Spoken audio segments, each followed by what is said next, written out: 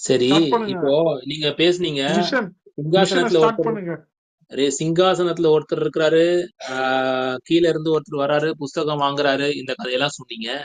இது என்னங்க வெளிப்படுத்தலு? இது வந்து அங்க எழுதியிருக்க வெர்சஸ்ன்ட்டு லிட்டரலா நீங்க புரிஞ்சுக்கிறீங்க.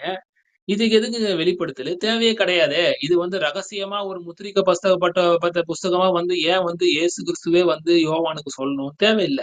அங்க லிட்டரலா இருக்க ஸ்டோரி சிங்காசனத்துல ஒருத்தர் இருக்கிறாரு.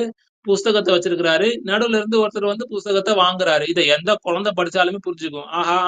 தமிழ்ல போட்டிருக்கு. படிச்சா சிங்காசனத்துல ஒருத்தர் இருக்கிறாரு. ஆ புஸ்தகத்த திறக்கிறதுக்கு யாரும் இல்ல. ஆட்டுக்குட்டி போயிட்டு அங்க புஸ்தகத்த வாங்குறாரு. அப்ப ஆட்டுக்குட்டினா, அங்க ஆட்டுக்குட்டி தான் போதா? அங்க லிட்டரலா